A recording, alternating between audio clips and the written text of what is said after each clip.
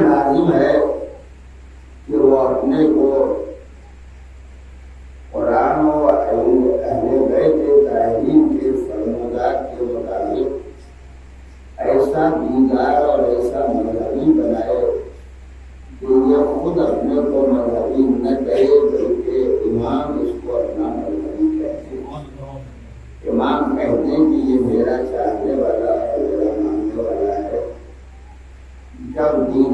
کرنے کی فکر کرے گا تو سب سے پہلے اس کو دین کے اصول، دین کے فروع، دین کے اخلاقیات، دین کے تمام سیاسی اور سماجی حالات کو اپنے پیش نظر رکھنا ہوگا، اور مذہب نے جیسا حکم دیا ہے اس کے مطابق زندگی اسے بسر کرنا ہوگی۔ یہ گزارش میں نے ابتدا میں کر دی ہے، اور ہر آدمی کو اس لیے بھی یاد رکھنا چاہیے کہ ہم اور آپ جس فرش ادا پر آ کر بیٹھتے ہیں، یہ فرش ادا صرف فرش نہیں ہے، صرف مجلس نہیں ہے، صرف بیٹھنے کی جگہ نہیں ہے، یہ وہ جگہ ہے جہاں ایمان کی دولت بھی دی جاتی ہے، علم کا سبق بھی سکھایا جاتا ہے، لوگوں کو دین کی طرف متوجہ بھی کیا جاتا ہے۔ ہمارا زبانی ایمان کارآمد نہیں ہوگا، دل کی گہرائی میں پیوست ہوا ایمان کارآمد ہو سکتا ہے، بشرطے کہ ہم واقعی طور پر دین کے ماننے والے ہوں اور دین کے اعتبار سے عمل کرتے ہوں۔ ہمارے اور آپ کے معصوم امام نے ارشاد فرمایا تو پیغمبر کی حدیث میں وہ ملتا ہے، اگر کوئی جوان ہمارے پاس لایا گیا یا کوئی جوان ہمارے پاس پہنچا، تو بشار دل میں شباب اشیا لم يتفقه في الدين، فأدبته بالسيف بھی ہے اور ادبته کرتا حدیث قبولی ہو جاتی ہے۔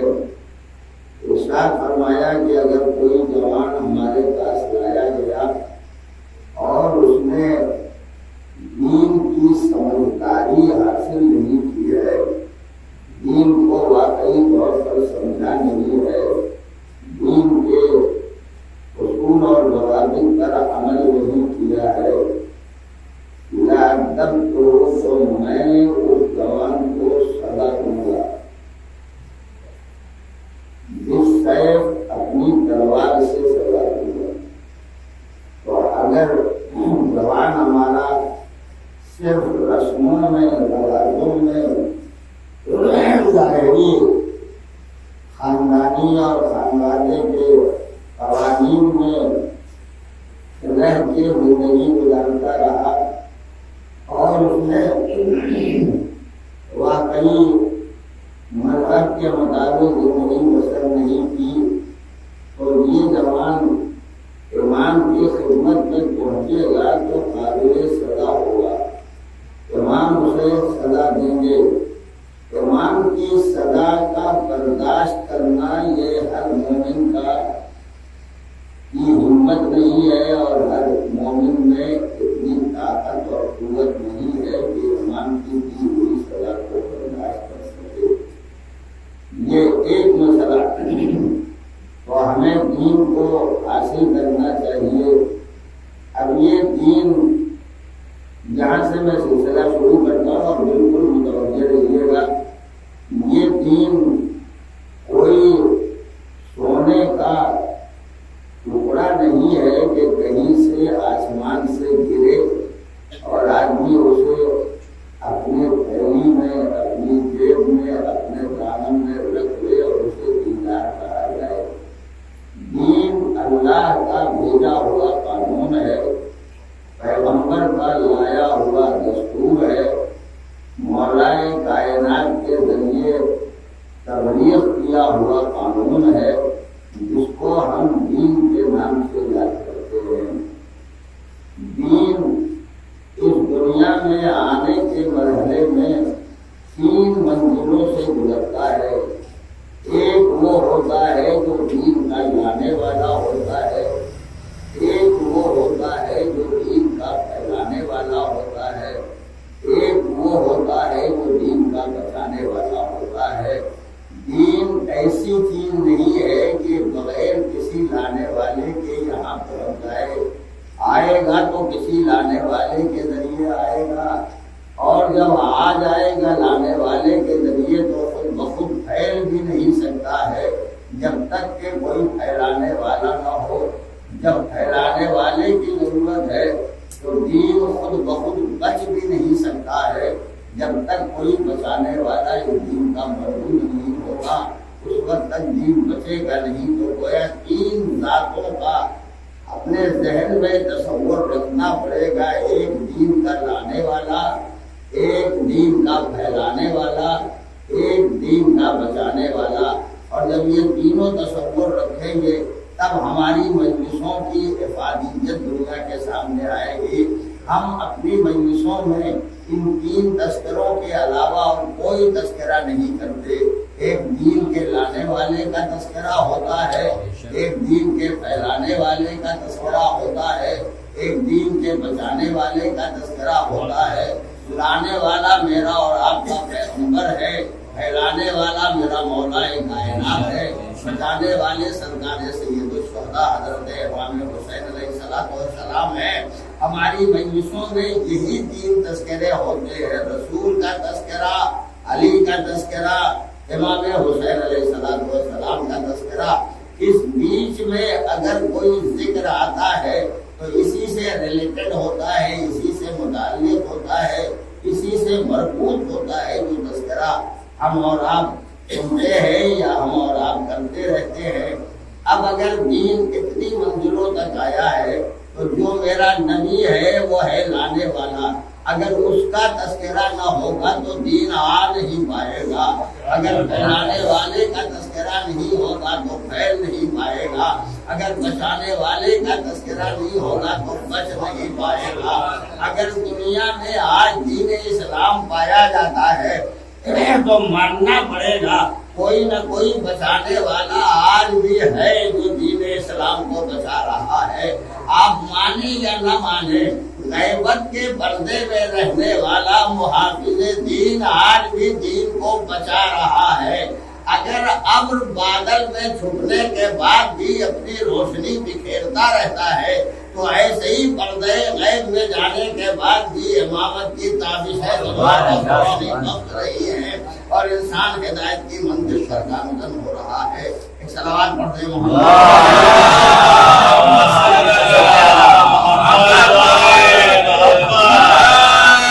سب سے بڑا یہ ہے کہ پیغمبر کے ماننے میں کسی کو کوئی دشواری نہیں پیدا ہوتی۔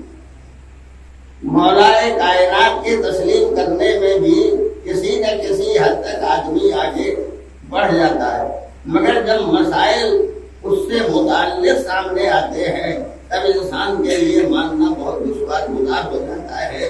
یعنی بچانے والے کا جب تذکرہ ہوتا ہے تو اسی کے ذیل میں یہ فرض ادا بھی ہے، اسی کے ذیل میں یہ اداداری بھی ہے، اسی کے ذیل میں یہ جلوس بھی ہے، اسی کے ذیل میں علم مبارک بھی ہے، اسی کے ذیل میں تعزیہ بھی ہے۔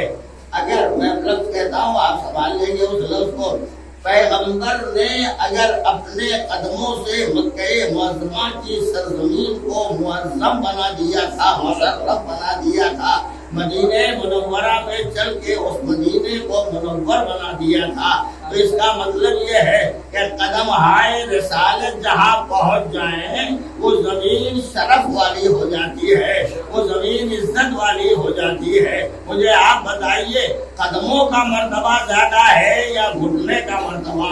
گھٹنے کا مرتبہ زیادہ ہے یا سینے کا مرتبہ؟ سینے کا مرتبہ زیادہ ہے یا کانوں کا مرتبہ؟ اگر قدموں کو زمین نے چوم لیا تو مکہ معظمہ ہو گیا، مدینہ منورہ ہو گیا۔ جس کے قدموں نے مہر نبوت کو چوما،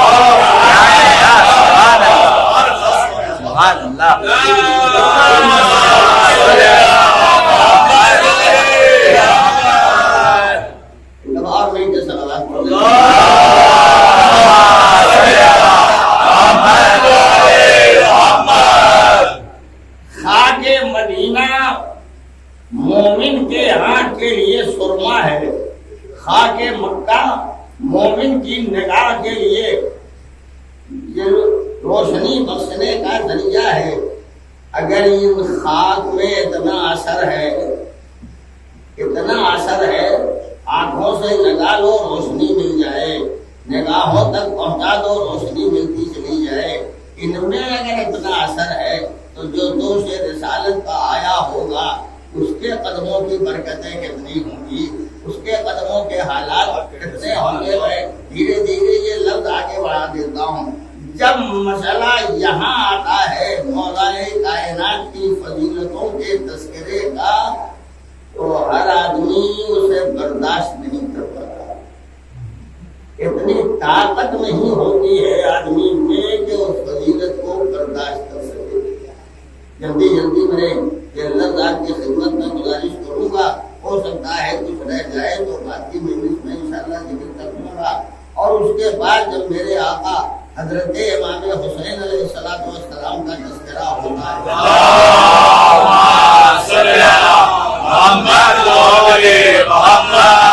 یہی سے آج سنیے امام حسین کی متبرک مقدس منزہ مطہر صاحب تطہیر ذات کا فریضہ یہ ہے کہ وہ انسانیت کو اس راستے پر لگا دے جہاں صراط مستقیم ہے اور جہاں منزل کو ملنے والی ہے اور انسان نجات کے مرحلے تک پہنچنے والا ہے۔ حسین کا سب سے عظیم کارنامہ، جب آئے تھے تب بھی وہ کارنامہ انجام دیا، جب دنیا سے جانے لگے تب بھی وہ کارنامہ انجام دیا۔ آج پوری دنیا آزادی کی رٹ لگائے ہوئے ہے، ہم آزاد ہو جائیں، ہم آزاد ہو جائیں، ہم آزاد ہو جائیں۔ مرد وہ بھی آزادی چاہتا ہے، عورت وہ بھی آزادی چاہتی ہے، جوان وہ بھی آزادی چاہتا ہے، بوڑھا وہ بھی آزادی، سب کو آزادی کا خیال ہے۔ آزادی دنیا کے بنائے ہوئے قانون سے نہیں ملے گی، آزادی حسین کے قدموں میں سر رکھ دو تو تمہیں آزادی مل جائے گی، تمہیں سکون مل جائے گا، اطمینان مل جائے گا۔ دلیل آپ سن لیجیے، جس دن میرا اور آپ کا مولا آیا اس دن اللہ نے اپنی بارگاہ سے مقدس فرشتوں کو مبارکباد دینے کے لیے بھیجا ہے۔ کتنے فرشتے؟ روایات میں یا 70,000 کی تعداد ہے یا 1,00,000 سے زیادہ کی تعداد ہے، یہ آ رہے ہیں مبارکباد دینے کے لیے۔ کہاں سے؟ اس عرش کی بلندی سے، یہاں زمین کی بستی پر آ رہے ہیں مبارکباد دینے کے لیے۔ اگر آپ کے محلے میں کسی گھر میں بچہ پیدا ہو تو سب کے سب مبارکباد دیں گے؟ تو دیا آپ نے، بے شک ابھی اس کے خلاف ہو جائے گا۔ سارے کے سارے لوگ مبارکباد ہرگز نہیں دیں گے۔ جن کا رابطہ ہوگا وہی مبارکباد دیں گے، جو عزیز ہوں گے وہی مبارکباد دیں گے، جو رشتہ دار ہوں گے وہی مبارکباد دیں گے۔ محلے میں ہے عزیز ہے وہ بھی دے رہے ہیں مبارکباد، 2000 کلومیٹر دور بھی ہیں، جب پتہ چلے گا تو وہ بھی مبارکباد دیں گے۔ یہ بچہ پیدا ہوا ہے ہم اس کی مبارکباد دیتے ہیں۔ اس کا مطلب یہ ہے کہ مبارکباد دینے ہر ایک نہیں آتا، جس کا رابطہ جس سے ہوتا ہے وہی مبارکباد دینے کے لیے آتا ہے۔ ملائکہ کا در حسین پر مبارکباد دینے کے لیے آنا بتاتا ہے حسین کسی معمولی ذات کا نام نہیں ہے، یہ وہ عظیم شخصیت ہے جس کا رابطہ ملائکہ سے بھی ہے، جس کا رابطہ فرشتوں سے بھی ہے۔ بلکہ یہ لفظ کہہ سکتا ہوں، جو فرشتے اس دروازے کی غلامی کو اپنا شرف سمجھ رہے ہیں وہی فرشتے مبارکباد بھی دینے کے لیے آ رہے ہیں تاکہ انہیں مبارکباد دے دی جائے۔ یہاں تک آپ نے سماعت کر لیا آسانی سے، اب آگے بڑھیے۔ آ رہے ہیں راستے میں ایک جگہ ایک غار میں پڑا ہوا ایک شخص نظر آیا۔ یہ بھی انہی کے گروہ کا ہے، ملائکہ ہی کے گروہ کا ایک شخص ہے جو وہاں پڑا ہوا ہے۔ آتے ہوئے ملائکہ کو دیکھا، نہ جانے کب سے پڑا ہوا تھا، کتنی بار جبریل گزرے ہوں گے، کتنی بار ملائکہ گزرے ہوں گے، کبھی کسی ملک کو نہیں روکا۔ آج جب یہ گروہ چلا آ رہا تھا تو ایک دفعہ آنکھیں اٹھا کے دیکھا، جبریل میرے پرانے دوست کہاں جا رہے ہو؟ جا رہے پیغمبر کو مبارکباد دینے کے لیے اللہ نے انہیں نواسا عطا کیا، جا رہے ہیں مبارکباد دینے کے لیے۔ جبریل جب رک رہے تھے تبھی میں سوچ رہا تھا فرشتہ ہے کہ نہیں، ملک ہے کہ نہیں، کہیں عام آدمیوں میں سے تو نہیں ہے، اس لیے کہ فرشتہ وہی فرشتہ ہوتا ہے جس کے لیے قرآن نے کہا ہے ہم بِأَمْرِهِ يَعْمَلُونَ، یہ اللہ کے حکم پر عمل کر رہے ہیں۔ فرشتے کا رکنا، جبریل کا رکنا بتاتا ہے یہ پہلے سے پلاننگ تھی، اگر روکے تو رک جانا، ورنہ ملک یوں نہیں رکتا ہے، عام آدمیوں جیسا نہیں ہوتا ہے کہ رک جائے تو رکے۔ کیا بات ہے، جا رہے ہو تو مجھے بھی لے چلو، مجھے بھی لے کے چلو، کہاں لے چلے؟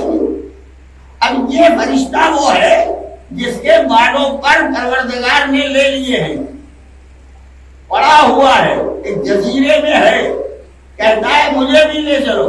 اب یہ مجھے نہیں معلوم کہ جبریل امین اس کو کیسے لے گئے، اس لیے کہ پرواز کر نہیں سکتا، اڑ نہیں سکتا، چل نہیں سکتا، تو جبریل اسے کیسے لے گئے؟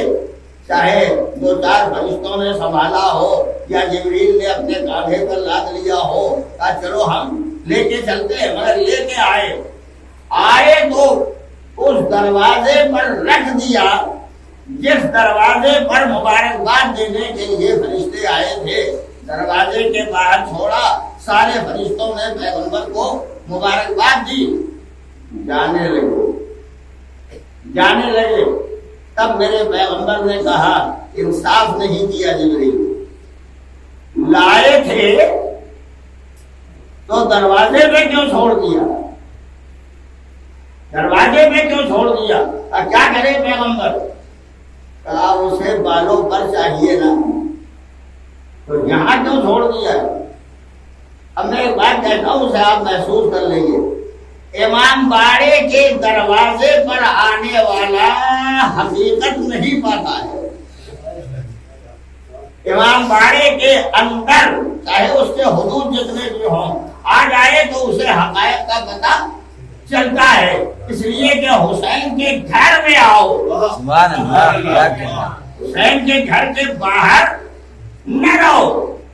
یہ تو باہر کے حدود بھی بہت زیادہ ہوتے ہیں، کہیں بھی وہی حد ہوتی ہے، آدمی بیٹھ جاتا ہے۔ کیا کریں؟ لائے ہو اسے تو اس بچے کے جھولے سے مس کر دو یا بچے سے مس کر دو، دونوں روایتیں ہیں۔ مجھے جھولے والی روایت اچھی لگتی ہے اس لیے وہی پڑھتا ہوں۔ کہا جھولے سے مس کر دو، جبریل لے کے آئے، اس جھولے سے مس کیا جس میں بچہ جھول رہا تھا، یعنی امام کے جھولے سے مس کیا۔ مجھے نہیں معلوم کہ کتنی جلدی بالوں پر نکل آئے، میں اتنی جلدی خدا پیدا بھی نہیں کرتا، وہ بھی زمانہ لیتا ہے، 9 مہینے کم سے کم ماں کے شکم میں رہے، بچہ تب عالم وجود میں آتا ہے۔ لیکن ادھر جھولے سے مس کیا، ادھر بالوں پر مل گئے، اور جب بالوں پر مل گئے تو بس جبریل اب تمہارا کام ختم ہو گیا، اور جب بالوں پر ملے تو یہ فوراً پرواز کر کے چلا۔ اب یہ نہیں کہتا جبریل ساتھ جاؤں گا، اب یہ اکیلا پرواز کر کے چلا۔ اب جہاں سے میں پڑھتا ہوں میں اس کا ذمہ دار ہوں، پرواز کر کے چلا۔ میں نے سوچا پوچھوں فدروس کہاں جا رہے ہو؟ جو لایا ہے اس کا تو شکریہ ادا کرو، نہ لایا ہوتا تو بالوں پر نہ ملتے۔ آدم کے زمانے سے پہلے سے تم یہاں موجود تھے، کوئی لانے والا نہیں تھا۔ عیسیٰ کے زمانے میں کوئی نہیں لایا، موسیٰ کے دور میں کوئی نہیں لایا، اور انبیاء کے زمانے میں کوئی نہیں لایا۔ میرے پیغمبر کے زمانے میں جبریل امین تمہیں لے کے آئے، جھولے سے مس کیا تو تمہیں بالوں پر مل گئے۔ اب اکیلے کہاں جا رہے ہو؟ کہا اگر سب کے ساتھ مل کے گیا تو مجھے اکیلا پہچانے گا کون میری خصوصیت کو جانے گا؟ حسینی وہی ہوتا ہے جو بارگاہ حسین سے پا جاتا ہے تو اکیلا رہتا ہے مگر خصوصیتوں والا رہتا ہے، کیا کہنا، کمالات والا رہتا ہے۔ اڑا پرواز کیا، چلے جاؤ گے، اب یہ بالکل یقین اب یہاں سے دایا نہیں جائے گا۔ چلے جاؤ گے؟ کہاں؟ پرواز کروں گا، چلا جاؤں گا۔ تو ان کے ساتھ جو نہیں جاتے؟ اب مجھے کون پہچانے گا کہ یہ وہاں سے بالوں پر لے کے آیا ہے، زیادہ اکیلا۔ اب جو میں نے اپنے مطالعے میں محسن الواجدین کی طالب علمی کے زمانے میں کتاب میں دیکھا تھا وہ آپ کو سنا رہا ہوں۔ اللہ نے جب فطرس کے بالوں پر لیے تھے تو ایک بازو لیا تھا، ایک چھوڑ دیا تھا۔ پرندے کا ایک بازو اگر کاٹ دیجیے تو پرواز نہیں کر سکتا، پرواز نہیں کر سکتا۔ کیوں؟ اس لیے کہ دونوں بازو ہوں تو پرواز کرے۔ فطرس کاہے کے لیے اکیلا اڑ کے جا رہا ہے؟ ذہن میں بالکل بات رہ جائے، ایک بازو ہے جو خدا نے لیا ہے۔ جب خدا کا لیا ہوا بازو حسین کے جھولے سے مس ہونے کے بعد ملا تو ایک ہے حسین کا عطیہ، کیا کہنا، ایک ہے خدا والا۔ فطرس کاہے کے لیے اڑ کے جا رہا ہے؟ اس لیے اڑ کے جا رہا ہے کہ پرندہ اگر اڑے دونوں بازو برابر ہو تب سمجھ میں آتا ہے کہ اڑنا کارآمد ہے، اڑ سکتا ہے، پرواز کر سکتا ہے۔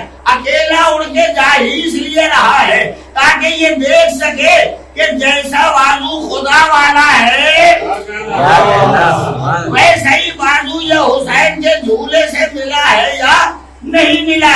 حسین بھی بغیر حکم خدا کے نہیں دیتے، حکم خدا ہوتا ہے تب امام حسین عطا کرتے۔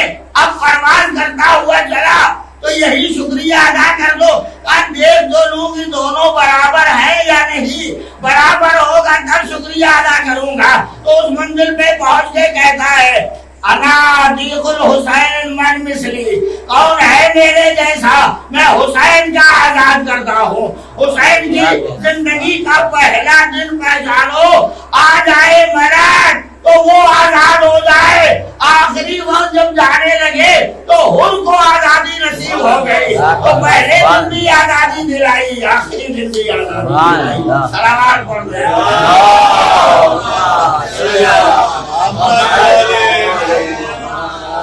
یہ سارے ملائکہ پہنچے وہاں سے کہہ رہا ہے من مثلی انا عتیق الحسین، کون ہے میرے جیسا؟ میں حسین کا آزاد کرتا۔ فطرس کس بات پہ نکالے گئے تھے؟ بالوں پر اسی پہ تو لیے گئے تھے کہ اتنی پرواز کی زیادہ دور تک کہ آج یہ خدا کی بارگاہ میں کہتا ہے میرے جیسا کوئی نہیں، اتنی دور تک میں نے پرواز کیا۔ خدا نے کہا میری بارگاہ میں کبریائی کا حق سوائے میرے کسی اور کو نہیں ہے۔ زیادہ بالوں پر لے لیا۔ فطرس ڈرتے رہنا، جو ہے میرے جوانوں میں خدا کہتا ہوں ڈرتے۔ اب یہ جملہ نہ کہنا ایک اور ہے میرے جیسا، اس کو خدا برداشت نہیں کرتا، بالوں پر لے لیتا ہے۔ تو اب مت کہنا کہ کون ہے میرے جیسا۔ فطرس انتہائی اطمینان سے سینے پہ ہاتھ رکھ کے کہتا ہے کہا ہے، کہہ رہا ہوں، کہتا رہوں گا، مسلسل کہوں گا۔ کیوں کہو گے فطرس؟ اس لیے کہوں گا کہ اگر خدا لے گا بھی تو اپنے ہی والا تو لے گا۔ جو میں نے امام سے پایا ہے وہ تو رہے گا میرے پاس، اور جو اپنا والا لے گا تو اب کوئی فکر نہیں ہے۔ جب تک دینے والا دروازہ نہیں پہچانا تھا تب تک پریشانی تھی، اب تو میں نے دینے والا دروازہ پہچان لیا۔ جو میرا امام ایک دینا جانتا ہے وہ دوسرا دیا۔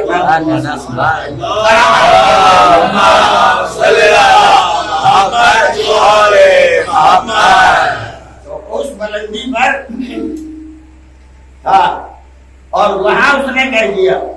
اب کیا کہہ رہا ہے؟ اب یہ تاریخ میں پڑھ کے دیکھیے گا. اب درست نہ رکوع کر رہا ہے، نہ سجدہ کر رہا ہے، نہ اور کوئی عمل انجام دے رہا ہے. بس ایک ہی جملہ، من مثلی انا عتیق الحسین، کون ہے میرے جیسا، میں حسین کا آزاد کردہ. پھر درست یہ عبادت ہے. کہ عبادت نہ ہوتی تو خدا کب کا مجھے نکال چکا ہوگا. مگر یہ جملہ اتنی بڑی عبادت ہے کہ میں 1000 بار کہتا رہوں، خدا اب مجھے نہیں نکالے گا. حسین کی بارگاہ سے جسے مل جائے اس کا اعلان کرتے رہنا تاکہ عبادت مکمل ہوتی چلی جائے.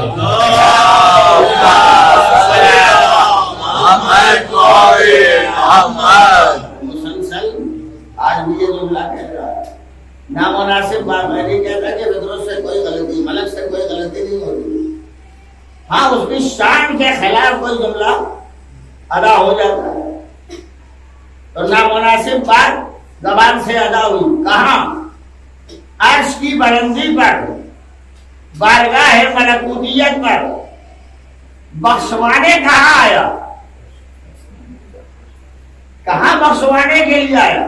ہمیں ہندوستان کا مجرم امریکہ میں بخشا جائے گا، امریکہ کا مجرم ہندوستان میں بخشا جائے گا، چائنا کا مجرم جاپان میں بخشا جائے گا، جاپان کا مجرم چائنا میں بخشا جائے گا.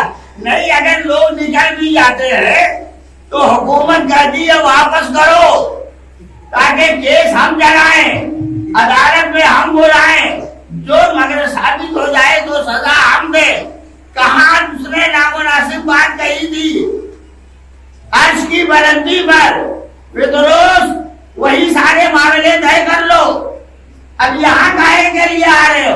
کہا تمہیں پتا نہیں ہے یہاں آؤں گا تو بالوں پر مل جائیں گے. لفظ بدل کے کہتا ہوں، نامناسب عمل کرنے والا وہاں کا یہاں آ رہا ہے اپنے اس نامناسب بات کو صحیح کرنے کے لیے یہاں چلا آ رہا ہے. اور حسین نے بالوں پر دے کے بتا دیا دنیا کو، تم نے میرے اقتدار کا پتہ ہی نہیں لگایا، تم نے میری حکومت کا اندازہ ہی نہیں کیا. حسین تنہا دنیا کا مالک نہیں ہے، حسین آخرت کا بھی مالک ہے. حسین جیسے یہاں عطا کرنا جانتا ہے ویسے ہی وہاں بھی عطا کرنا جانتا ہے. صلوات پڑھ دو.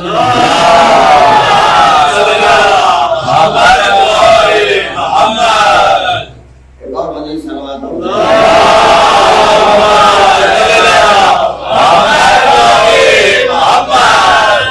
تاریخ کی منزل ہے حسین آزادی دلانے والی.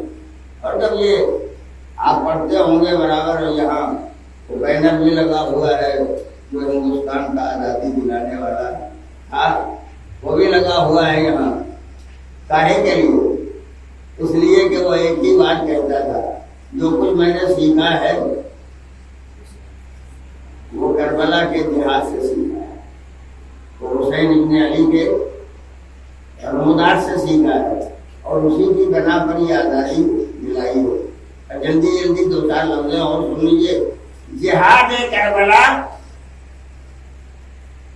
کتنی دیر کا جہاد تھا؟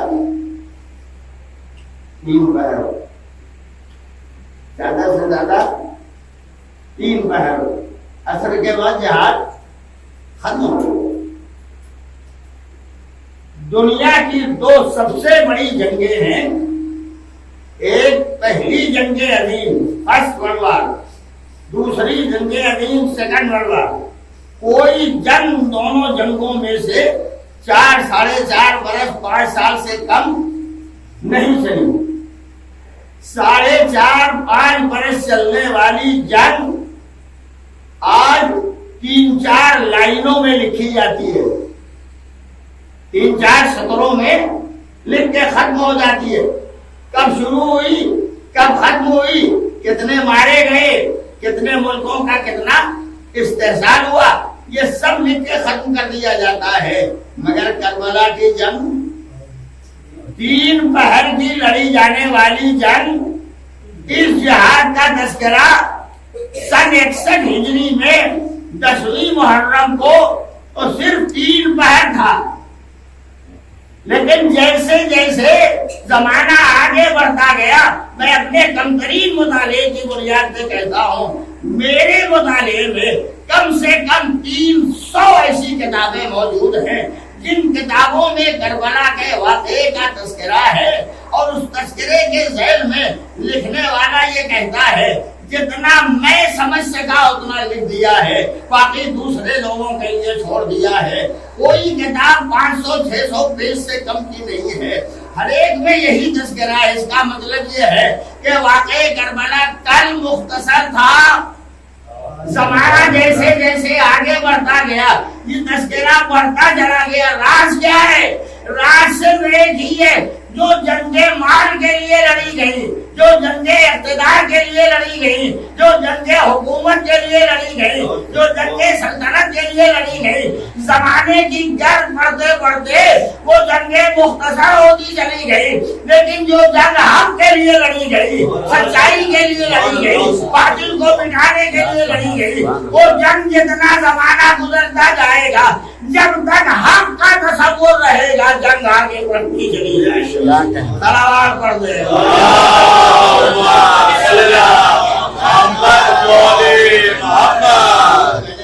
اتنی گفتگو آپ کی خدمت میں کر دی ہے اس سلسلے میں تاکہ دنیا کم سے کم یاد رکھے کہ ہم اس جنگ کا تذکرہ یوں ہی نہیں کرتے ہیں۔ جنگ بھی میں اپنی زبان میں بول دیتا ہوں بس، ورنہ کربلا جنگ کا نام نہیں ہے، کربلا جہاد کا نام ہے۔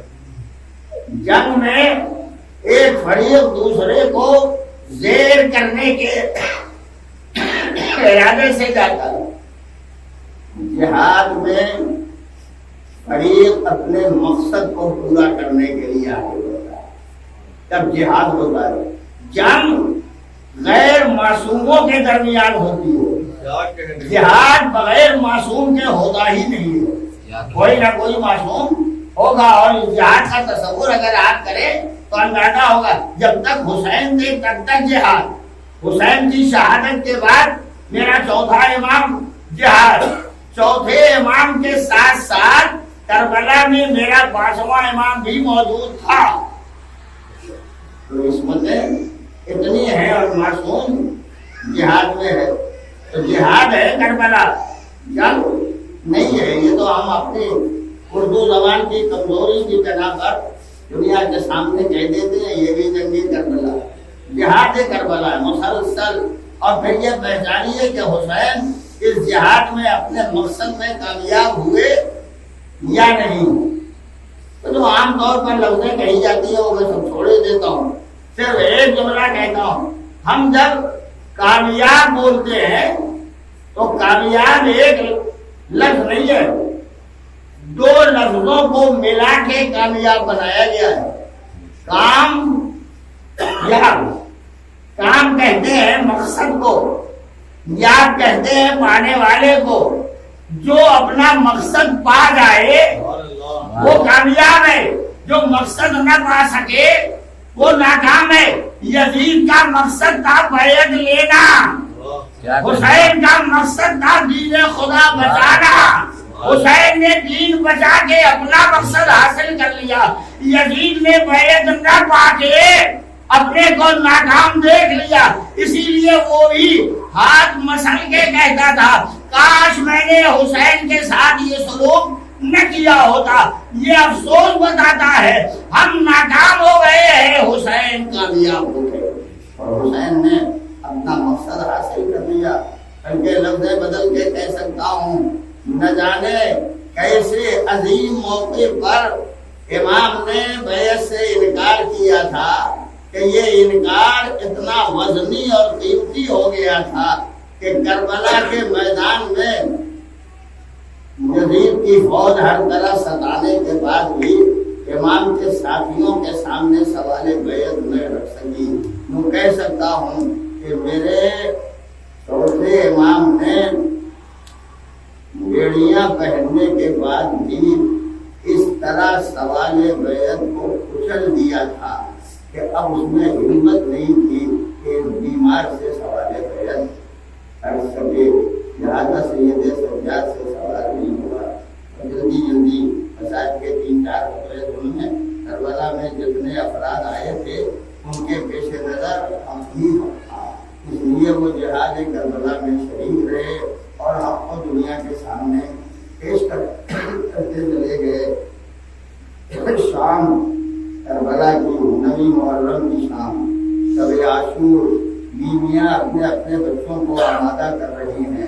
ان میں ایک ماں ہے جو اپنے دونوں بچوں کو اپنے دونوں زانوں پر بٹھائے ہوئے بار بار کہتی جاتی ہے، میرے بیٹو کل اکبر سے پہلے جہاد کر دینا، میرے بیٹو کل عصمت سے پہلے قربان ہو جانا، میرے فرزندو کل قاسم سے پہلے اپنی جان قربان کر دینا، میرے بچوں ایسا نہ ہو فاطمہ کے لال کربلا کے میدان میں چلا جائے اور تم خیمے میں رہ جاؤ.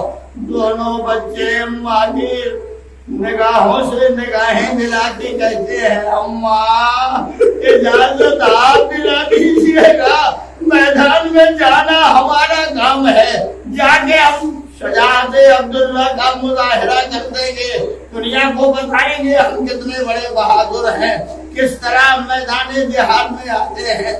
یہ زینب کے دونوں بچے اور محمد حسین کی بہن اپنے بچوں کو تیار کر رہی ہیں. روز عاشور جب حسین کے ساتھی قربان ہوتے جا رہے تھے تو ایک دفعہ یہ دونوں بھانجے ماموں کے پاس آئے، ماموں ہمیں بھی اجازت دے دیجیے تاکہ ہم میدان جنگ میں جا سکیں. ابھی یہ فقرہ حسین کے کان سے ٹکرایا تھا. حسین نے ایک دفعہ دیکھ کے آواز دی، میرے بھانجو میں تمہیں کیسے اجازت دے دوں، تم عبداللہ کی نشانی ہو. جب میں اپنے عبداللہ کو دیکھنا چاہتا تھا تمہیں دیکھ لیتا تھا، میری تمنا پوری ہو جاتی تھی، تمہیں کیسے اجازت دوں. پلٹ آئے دونوں بھانجے، آئے خیمے میں داخل ہو رہے تھے کہ زینب نے دبا آواز دی، بچوں گئے نہیں میدان میں نہیں گئے. کہا اماں ہاتھ جوڑ کے کہتے ہیں چلیے چلیے آگے اجازت دلا دیجیے تاکہ ہم میدان میں جا سکیں. زینب سر سے پیر تک چادر میں لپٹی ہوئی خیمے سے نکلی، حسین کے قریب آئی، بھیا کیا یہ میرے بچے میدان میں نہیں جا سکتے، کیا یہ میرے بچے قربان نہیں ہو سکتے، کیا یہ قربانی کے قابل نہیں. آواز دی، زینب جائیں گے یہ بچے جائیں گے، اکیلا کوئی نہ جائے گا، یہ دونوں بچے ساتھ ساتھ جائیں گے. حسین نے اسی انداز سے دونوں بچوں کو سوار کیا. بچے میدان میں آئے، جنگ کرتے رہے، بڑی یادگار جنگ کی ہے. ادھر سے ادھر جنگ کرتے ہوئے کشتوں کے کشتے لگا دیے. ظالموں نے دیکھ کے کہا، ارے تم پہچانتے نہیں ہو یہ عبداللہ کے لاڈلے ہیں، یہ دونوں اگر ساتھ لڑتے رہیں گے تو کبھی انہیں قتل نہیں کیا جا سکے گا. ہجوم کر کے دونوں کو الگ کرو. یزید کی فوج نے حملہ کیا، دونوں بھائیوں کو الگ کیا اور ان کو ایک جانب، محمد کو ایک جانب، دونوں کو الگ الگ کرنے کے بعد دشمنوں نے گھیرا. بڑا بھائی جب سواری سے زمین پر آنے لگا، چھوٹے بھائی کو آواز دی، بھائی میرا سلام لو. ابھی آواز پہنچی تھی کہ چھوٹے بھائی نے بھی آواز دی، میرا بھی سلام لو. کہ آواز خیمے میں پہنچی، ایک نواب میرا آقا اٹھا کربلا کے مقتل میں آیا. یہ پہلا موقع ہے جب حسین دو شہیدوں کا لاشا اٹھائیں گے. اٹھائیں گے. حسین آئے کربلا میں، دونوں بچوں کو قریب لا کے رکھا، دونوں کا سر اپنے دانوں میں رکھا اور رکھ کے آواز دی، میرے بچوں حسین آ گئے، میرے بچوں، میرے زینب کے لاڈلو، میں تمہیں آخری وقت دیدار کے لیے آ گیا ہوں. دونوں بچے تھوڑے لمحے آنکھیں کھول کے دیکھتے رہے، پھر آنکھیں بند ہو گئی. सांसें उखड़ गई। बस जैसे ही सांसें उखड़ी मेरे नहीं मालूम मुझे कि हुसैन ने दोनों लाशें कैसे उठाया, किस तरह से दोनों मैयतों को संभाला, संभाल के गंजे शहीदा में लाके रखा। आके ज़ैनब को आवाज दी, बहन तेरे लाडले मंदिर से आ गए। ज़ैनब ने पुकार के कहा, भैया मैं अपने बच्चों को देखने ले जाऊंगी, मेरे कामयाब होके आ गए हैं। मेरे बच्चे बड़ा कारनामा अंजाम दिए हैं। और मक्तल की तारीख में लिखा है, आखिरी जुमला मक्तल की तारीख में ये लिखा है कि ज़ैनब बीवियों को तो तसल्ली देती रही, बेवाओं को दिलासे देती रही, बच्चों को थपक के सुलाती रही, हुसैन के सीने पर सोने वाली सकीना को दिलासे दिए, मगर अपने बच्चों को कभी याद नहीं किया। इसलिए कि अगर याद करूं तो इन बीवियों को कौन संभालेगा। मैं एक मरहला ऐसा आया जहाँ बच्ची को, जहाँ ज़ैनब को ख्याल आया, वो ये दोनों सर जिंदान शाम से निकलने के बाद उस मकान में कष्ट में रखे हुए थे और कोई इन सरों का लेने वाला नहीं था।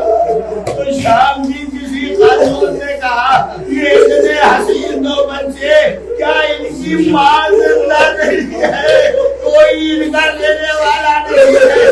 मैं दबा ज़ैनब ने कहा, ऐसा न कहो, मैं ही इन बच्चों की माँ ज़ैनब हूँ, ये मेरे बच्चे, मैं अपने भैया के बच्चों को रोऊंगी, जब घर मारूंगी तब अपने बच्चों का